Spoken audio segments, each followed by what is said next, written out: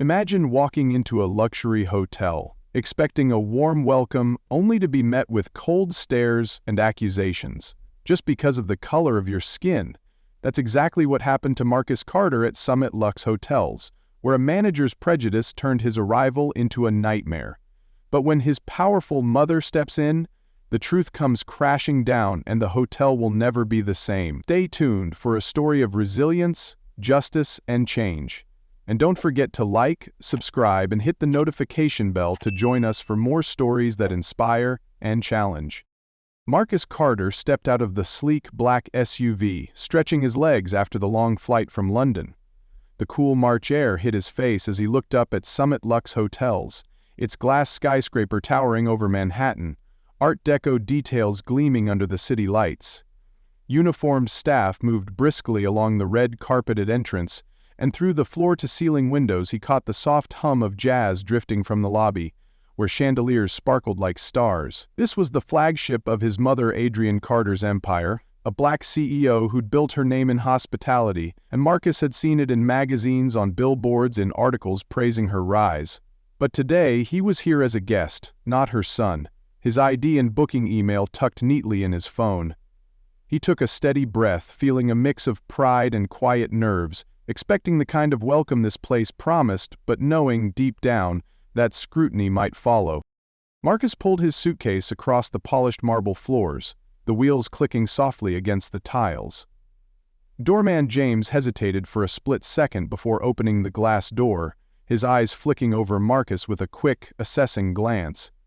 Inside, bellhop Luis caught sight of him but turned away, assuming he wouldn't need help, his attention shifting to a white couple stepping out of a cab. At the reception desk, a row of staff in crisp uniforms stood behind the mahogany counter, their smiles bright for other guests, but none of them greeted Marcus. He felt it immediately, that subtle shift in energy, not from the opulence of the hotel, but from the way eyes darted toward him, quick and dismissive, then moved on. It wasn't new, this quiet scrutiny, this unspoken judgment. He'd felt it before, in stores, on campuses, in places where his presence seemed to surprise people. Still, Marcus rolled his shoulders back, adjusted his posture, and kept his head high, his confidence steady.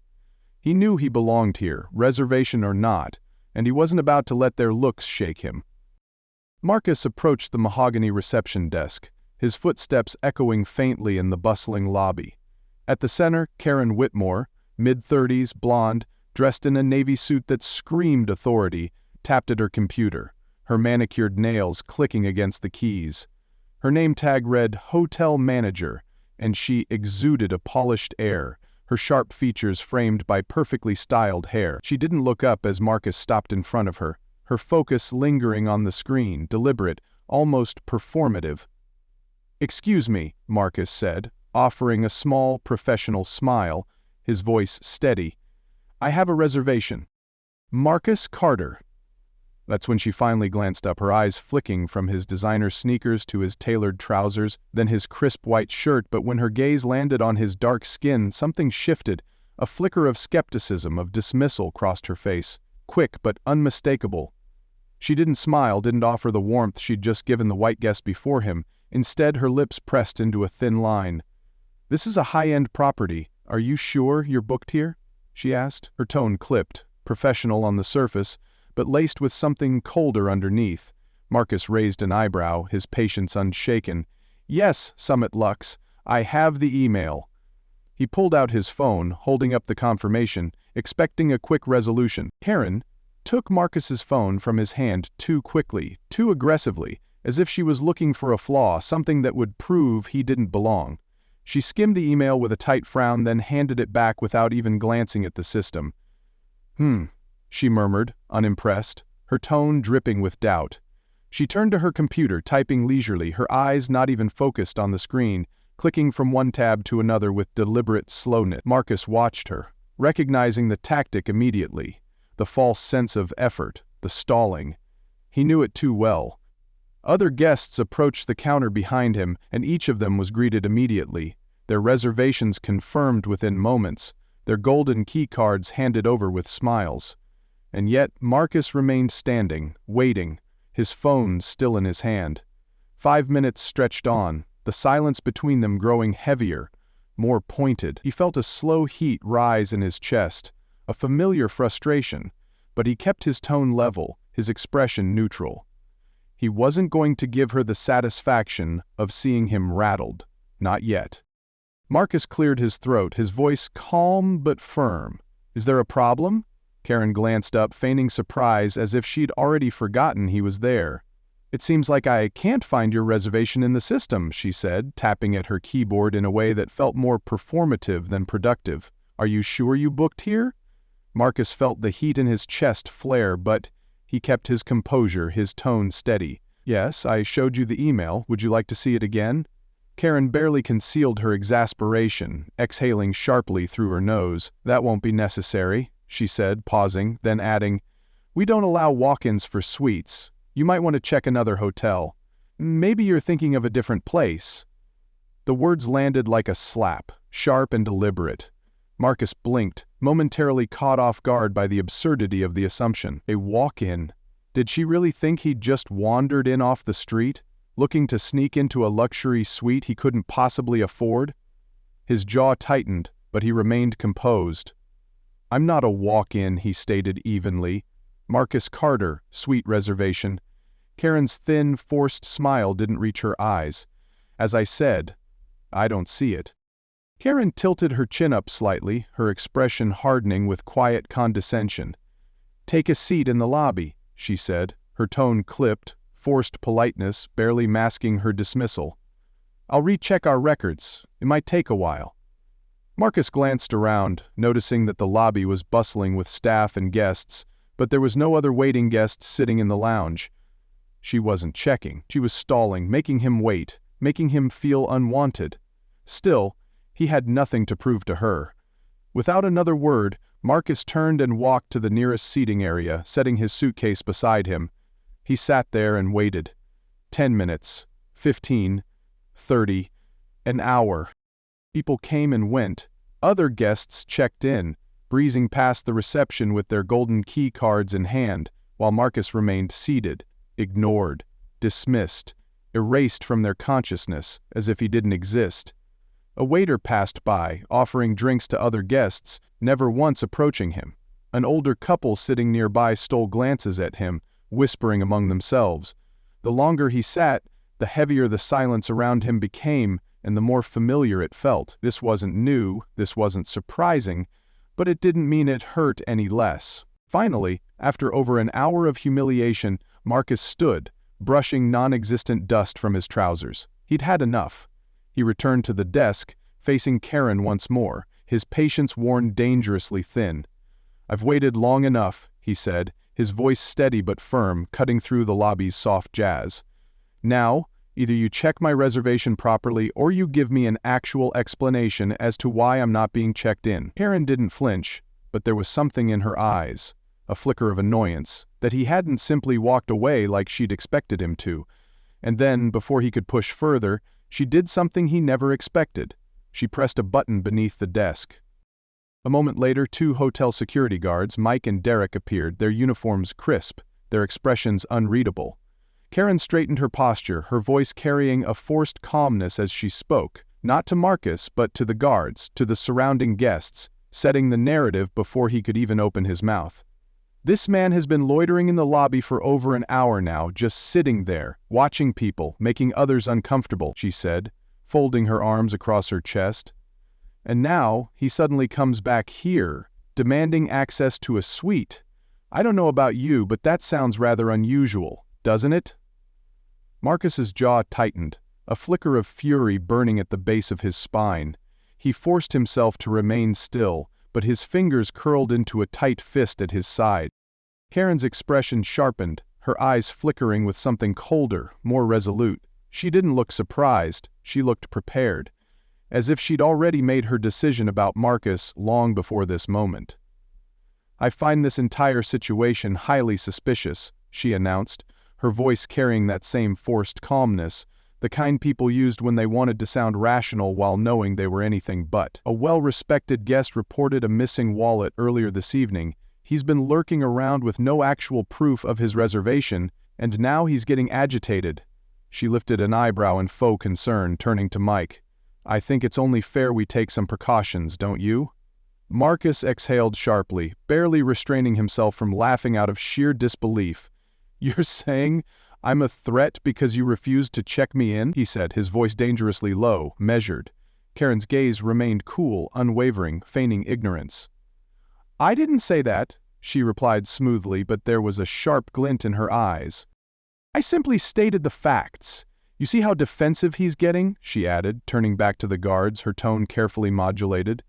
"This is exactly why I'm uncomfortable." Marcus took a slow, deliberate step forward, his eyes locked onto hers. "You're lying," he said, quiet but unwavering. "You know I have a reservation, you just don't want to admit it." Karen inhaled, as if summoning patience she didn't actually have, then gave the final push. "You know what?" she said. "I think it's best if we have him escorted out, for the safety and comfort of our guests." Marcus's body went rigid, his pulse pounding. "Don't do this," he warned, his voice firm. The first security guard, Mike, tall and broad-shouldered, stepped forward without hesitation, his grip latching onto Marcus's arm, tight, firm, uncompromising. Marcus reacted instantly, not with force, not with aggression, but with a steel-like stillness, his eyes dark, burning, cutting through the tension. Derek moved in, his grip harsher, fingers pressing into Marcus's shoulder, preparing to drag him toward the entrance. Then, suddenly, the glass doors of Summit Lux burst open, brass handles swinging wide, as if the very air itself had been forced apart. Adrian Carter strode inside, tall, poised, exuding an aura of absolute power, the kind that didn't need to be announced, only felt. Draped in a sleek, deep red power suit that fit her like armor, she moved with lethal grace, her heels clicking against the marble floors like the ticking of a bomb about to detonate. Her rich brown skin glowed under the golden chandeliers, and her sharp eyes, dark as onyx, blazed with controlled fury, scanning the room like a predator surveying its prey. The lobby froze, conversations dying mid-sentence, heads turning, the entire space holding its breath. Karen's breath hitched, her body stiffening. She knew, before Adrian even spoke, that she'd made a catastrophic mistake. And then, Adrian's voice exploded through the silence, sharp and seething with authority. "Let him go." The words cut like a blade, shattering whatever illusion of control Karen thought she had. The guards stiffened, their fingers instinctively loosening, as if some primal part of them recognized they'd just touched the untouchable. Marcus breathed deeply, his jaw still tight, but a flicker of recognition shifted in his gaze. He knew that voice, and he knew what came next. Karen forced herself to remain composed, though her fingers twitched against the desk, betraying her unease. She'd dealt with difficult guests before, handled tense situations, but this was different. Adrian's presence was a force that couldn't be maneuvered around, couldn't be silenced with protocol, and yet she refused to back down. "Mrs. Carter," Karen began, her voice steady but strained with desperation. "I understand you're upset. I would be too if I were in your position, but I assure you I was simply following hotel security protocol." She inhaled sharply, folding her hands in front of her in a practiced gesture of control. "The young man in question had no valid reservation in our system. He was waiting in the lobby for over an hour, watching other guests, and when I questioned him, he became defensive. Given the recent security concerns we've had, I made a judgment call to prioritize the safety of our patrons." It was nothing personal, just procedure. The moment the words left her lips, the air itself seemed to shift, thickening, curdling into something suffocating, irreversible. Adrienne didn't move. She didn't speak. She only stared, and it wasn't just a stare. It was an autopsy, dissecting every layer of Karen's justification, exposing the truth beneath the corporate pleasantries. Karen had spoken with confidence, but now, under Adrienne's scrutiny, she felt it slipping, unraveling. "Just procedure?" Adrienne echoed at last, her tone dangerously even, agonizingly slow, sending a chill through the room. She took one step forward, measured and deliberate, her heels clicking like a judge's gavel. "Let's talk about that, shall we?" Karen swallowed hard. "Of course, ma'am." "You said this young man, my guest, did not have a valid reservation in the system." "That's correct," Adrienne asked, her voice calm but piercing. Karen confirmed too quickly, too eager to regain control. "Yes. And you personally checked the records?" "Yes," Karen nodded. "There was nothing under the name he provided." Adrian held up a hand, silencing her. "Do it again." Karen blinked, a flicker of hesitation crossing her face. The moment stretched. Then, under the weight of an order that left no room for refusal, she turned toward the screen, her fingers moving stiffly across the keyboard, pretending to search, knowing what she'd find, or rather what she wouldn't. After a few clicks, she forced an exasperated sigh, turning back with a carefully constructed expression of regret. "As I said, ma'am, there is no—" "Try the VIP database," Adrian interrupted, her voice sharp, unwavering. Karen's breath hitched, her eyes widening just slightly. Too slightly for anyone else to catch, but Adrienne did. And so did Marcus. A slow, suffocating realization settled in. She hadn't checked. She hadn't wanted to. Adrienne said nothing, only watching as Karen's fingers hesitated over the keyboard, panic flitting through her gaze before she finally moved. One keystroke, then another, and another. The system refreshed. And then there it was, Marcus Carter's reservation in one of the hotel's finest suites, exactly as he'd claimed, exactly as she'd ignored. A sharp gasp rippled through the onlookers, a murmur of disbelief spreading through the staff as the narrative crumbled. Karen's face drained of color, her mouth opening slightly, searching for words, but there was nowhere left to twist. Adrienne exhaled, slow and deliberate, before stepping closer, her voice cutting through the silence. "You stood here and lied to me."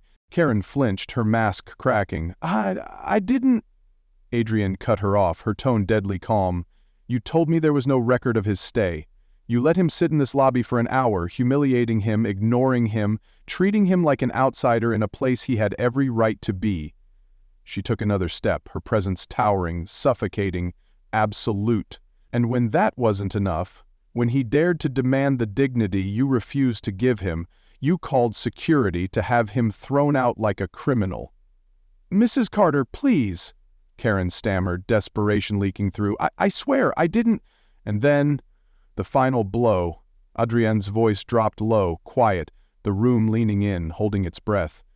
"The man you accused, the man you labeled as a threat, the man you tried to throw out of my hotel." She paused, letting the silence twist, coil, then with the force of a gavel slamming down, "That is my son." Silence.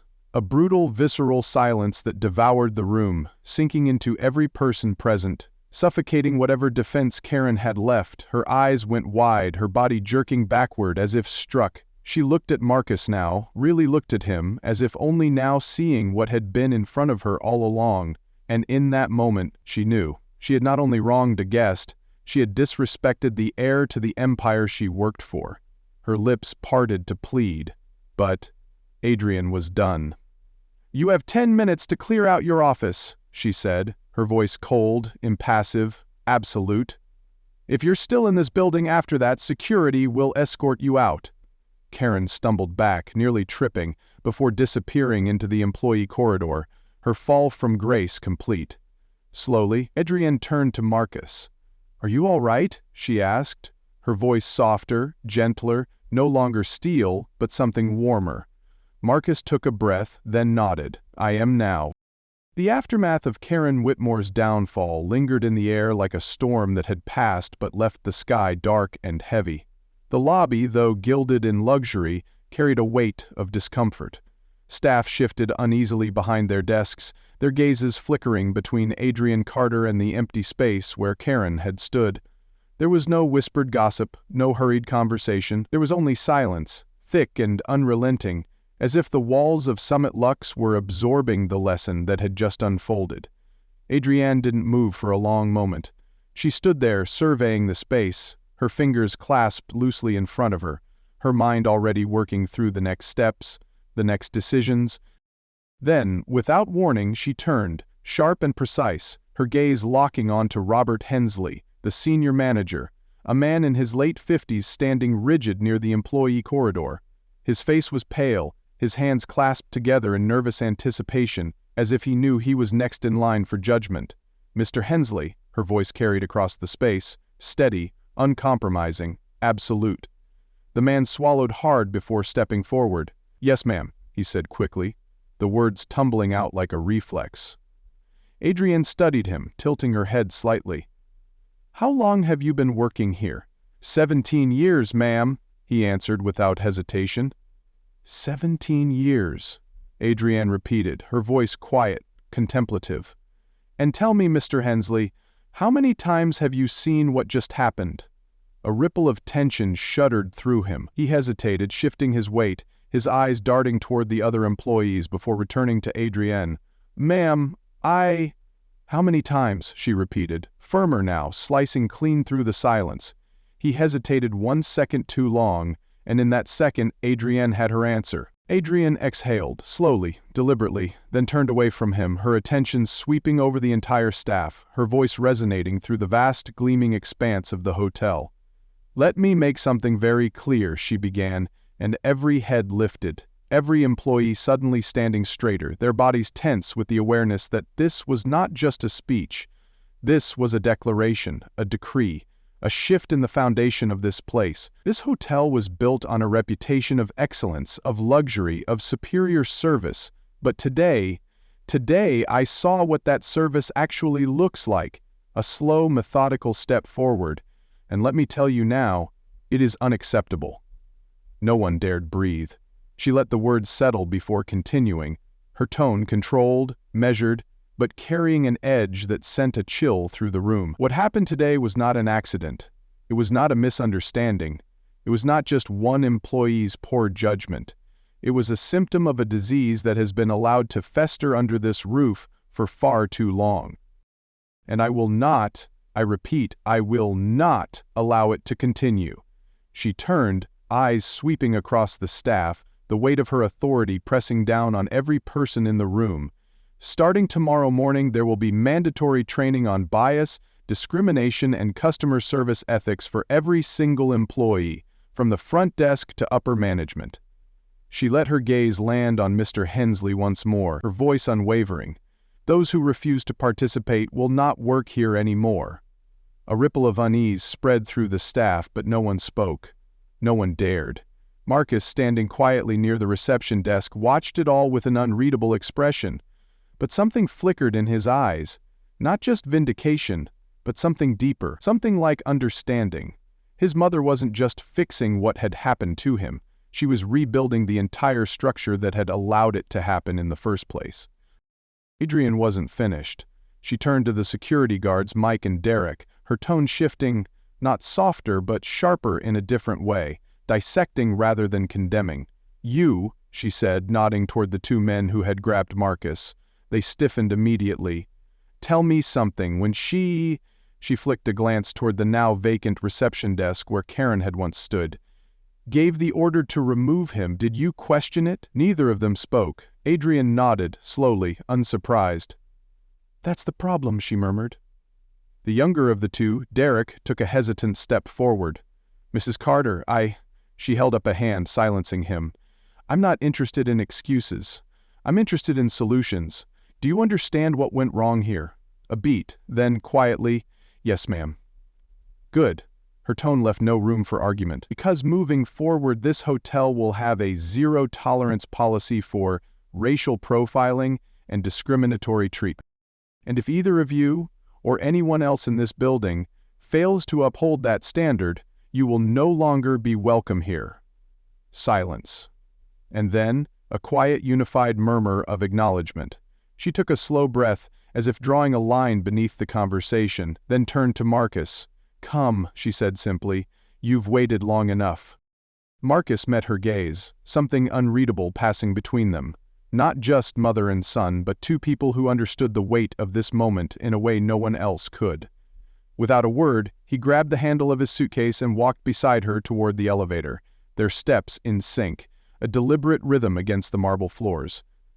Adrienne's heels clicked sharply, Marcus's suitcase wheels rolling softly, the sounds echoing in the now silent lobby. The remaining staff watched them go, the shift in the air so heavy it was almost suffocating. Robert Hensley stood frozen, his face pale, knowing his role was under scrutiny. Mike and Derek exchanged glances, understanding their The realization settled in that this was not just about one night, one incident. This was a reckoning. This was a new era. And by the time the elevator doors slid shut behind them, the entire hotel knew Summit Lux would never be the same again. Marcus felt it too, the weight lifting from his chest, replaced by something stronger, something like validation. Adrian's presence beside him was steady, protective, a reminder that he wasn't alone. Their bond, already deep, felt even more unbreakable now. The lobby felt different, gilded in luxury, but heavy with the weight of change. Staff moved cautiously, their movements slower, more deliberate, as if unsure of their place in this new reality.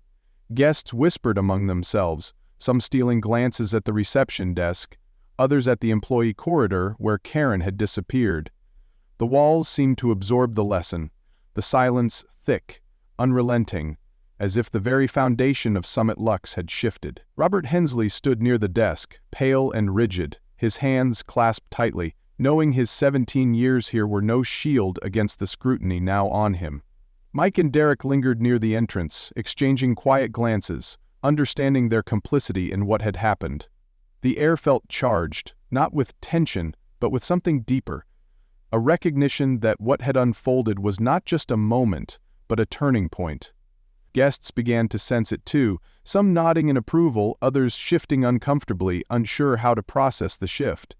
The hotel's atmosphere, once defined by effortless luxury, now carried the weight of accountability, of change. Adrian's words echoed in their minds. Mandatory training, zero tolerance, accountability. The staff realized this wasn't just about Marcus, but about every guest, every future interaction, every chance to do better. It was about dismantling the disease she'd named, the one that had festered under this roof for far too long. Guests began to understand, some nodding in quiet agreement, others looking away, uncomfortable with the mirror held up to their own assumptions. Summit Lux would never be the same, and that was the point. A new era was dawning, one of inclusion, justice, and change, where the promise of luxury wasn't just for some, but for all. The staff felt the weight of it, the hope mingling with discomfort, the realization that they were part of something bigger now, and as the jazz played softly in the background, the chandeliers still sparkling above, the hotel stood poised for transformation, its future uncertain, but undeniably different. Marcus's story, Adrian's stand, had become a catalyst, a reminder that change, though painful, was possible and necessary. If you enjoyed this story, don't forget to hit the like button, subscribe, and turn on the notification bell so you never miss out on more exciting stories every day. See you in the next one.